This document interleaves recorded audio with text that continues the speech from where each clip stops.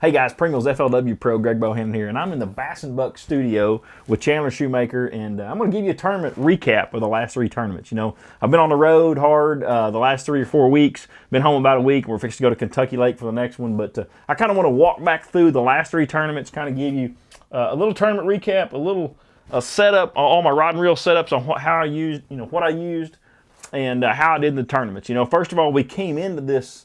Last time I gave you a video, I think I was in the 60s in points, and so after the last two tournaments on the tour, it's been really well.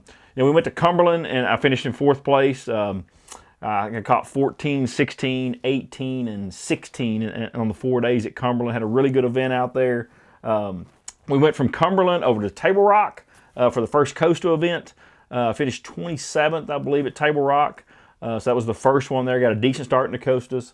And then we went to Smith Lake. And Smith Lake for the next tour event. And the Smith Lake has actually been one of my worst of my whole career. If you look at my track record, Smith Lake has been terrible. And I remember telling Holly before I went there, I'm not going to let Smith Lake get me this year. And we didn't. Went there and ended up finishing 11th place. Started opening the tournament like 50-something place. But I caught the biggest bag of the tournament. The second day had 17.7. Moved up to 4th and ended up missing the top 10 cut by just a few ounces and finished 11th. So the cool thing is after that 3-week period, I remember going into that period, I could, at the end of that, I thought, man, at the end of that 3-week period, I'll be able to tell what kind of shape we're in, for the Forest Wood Cup. It's at Hot Springs this year, and I'm dying to get to the Cup. I've missed the 2 times they've been in Hot Springs, and so, fortunately, going into the last 2, we're in 17th place in the points, and so, I thank the good Lord above for all the fish He sent me the last two tour events, and so I'm excited. I'm excited to go to Kentucky Lake for the next one. Then we go St. Clair for the last one. So we're in good shape. We just got to keep hammering at it. We started off the year almost dead last at Okeechobee, and we've been climbing out of the bottom ever since. So anyway, I'm going to recap each one of those tournaments, spend a little bit of time on each one, and talk about some rod and reel setups. First of all, Cumberland. It turned out to be mostly a spinnerbait thing, but I started catching them right off the bat in practice in the first day of the tournament a little bit on the new Skirmish AIM 9 jerkbait. And if you haven't seen the new AIM 9, it's a really cool. It's got a magnetic system in it.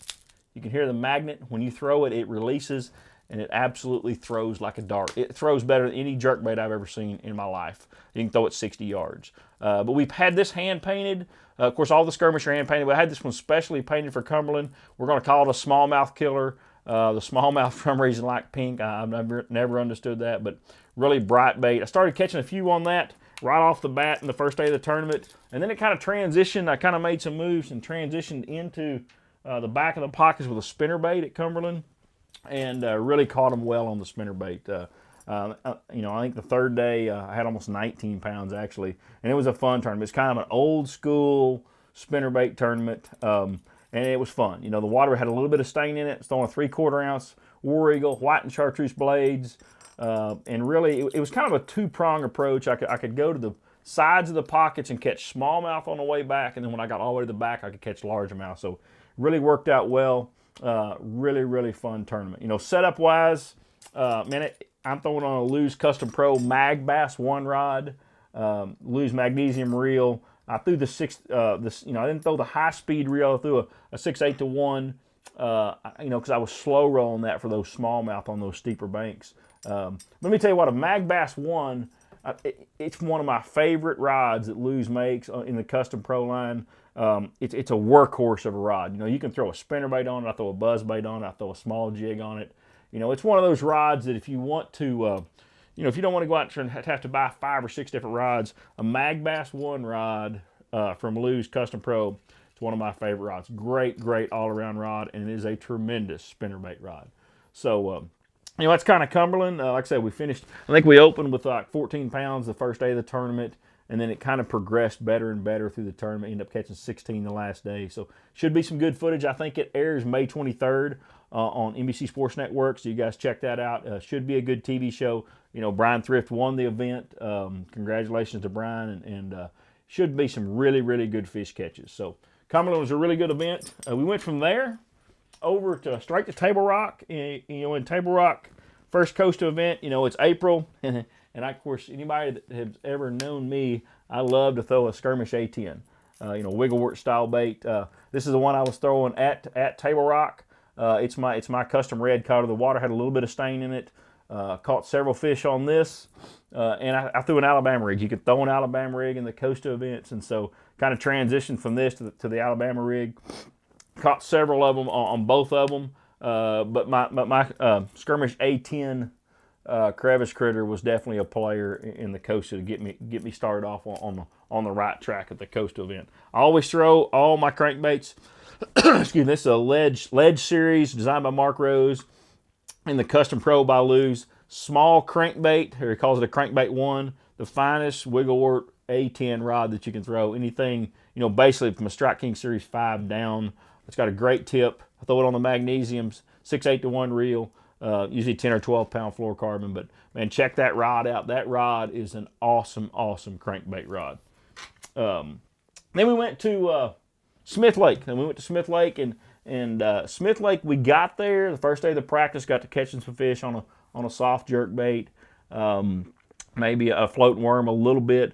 But then we got 4 inches of rain. The lake came up 4 feet in a day and a half. From the time of practice started to the end of there, the lake came up 4 feet. And so I concentrated on the back ends of the pockets, on where some run-ins were running in, and really actually crashed my boat back through the bushes to get to the back where it was running in, and had a really good event.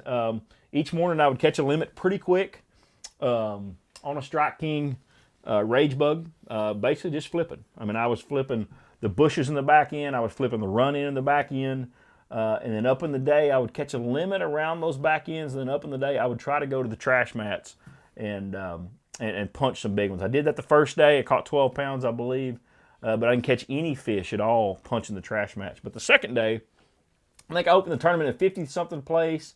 The second day, though, I had the biggest stringer of the tournament on that day, and had about 13 pounds. I'll tell you a little quick story.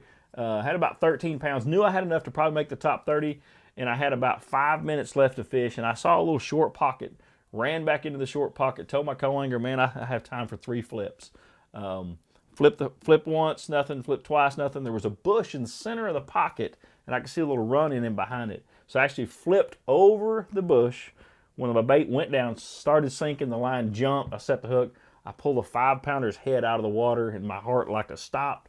I just kept cranking, kept winding, brought it up over the bush, up over 4 or 5 logs, and then lifted it into the boat. So it was awesome. I called about 1 3/4 fish with a 5-pounder, had 17.7, and jumped all the way to 4th place. And so I tried to do that on the 3rd day. I flipped all day long. I skipped the little thing I was doing in the morning, and probably a little bit of a mistake. I probably could have made the cut if I'd have done that, but still, I was trying to win the tournament. David William, he just absolutely put it on us.